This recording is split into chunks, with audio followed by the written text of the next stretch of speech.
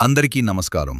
శ్రీకృష్ణుడు నిర్మించిన అద్భుత స్వర్ణనగరి ద్వారక, ఆయన నిర్యాణం తర్వాత సముద్ర గర్భంలో కలిసిపోయిన వైనం ఇప్పటికీ ఒక మిస్టరీ.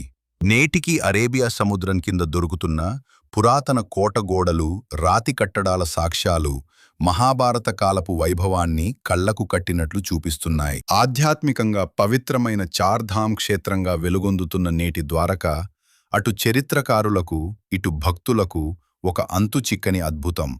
సముద్ర గర్భంలో దాగి ఉన్న ఈ మునిగిపోయిన సామ్రాజ్యం గురించిన మరిన్ని ఆసక్తికరమైన విషయాలు ఈ వీడియోలో తెలుసుకుందాం. కంసవధ తరువాత క్రోధంతో రగిలిపోయిన కంసుని మామగారు అయిన జరాసంధుడు ఆయన మగధ రాజ్యానికి రాజు మధురపై 17 సార్లు దండెత్తి యాదవులను పీడించాడు. మగధరాజు జరాసంధుడు మధురపై పదే పదే దండెత్తుతూ ఉండటంతో నిరంతర యుద్ధాల వల్ల ప్రజలు పడుతున్న ఇబ్బందులను చూసి శ్రీకృష్ణుడు చలించిపోయారు. జరాసంధుణ్ణి యుద్ధంలో ఓడించటం కష్టం కాకపోయినా సామాన్య ప్రజల ప్రాణనష్టం జరగకూడదనేవే ఉద్దేశంతో ఆయన యుద్ధం నుండి తప్పుకోవాలని నిర్ణయించుకున్నారు. అందుకే శ్రీకృష్ణుడు ప్రజలందరికీ శాశ్వత రక్షణ కల్పించేందుకు సముద్రం మధ్యలో అజేయమైన ద్వారక నగరాన్ని నిర్మించారు.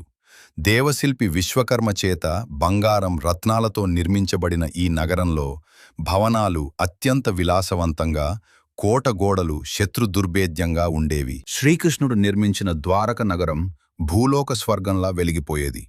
తన యోగశక్తితో మధురవాసులందరినీ శత్రువులకు చిక్కకుండా సురక్షితంగా ద్వారకకు తరలించారు.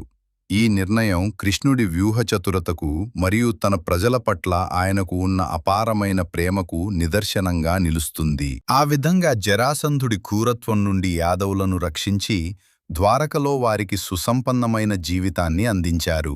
ఇక్కడ ప్రజలు పేదరికమన్నదే తెలియకుండా అపారమైన సంపదతో, సుఖశాంతులతో వర్ధిల్లారు. మా ఛానల్ని లైక్, షేర్ మరియు సబ్స్క్రైబ్ చేయండి. మీకు నచ్చితే దయచేసి పార్ట్ 2 కామెంట్ చేయండి.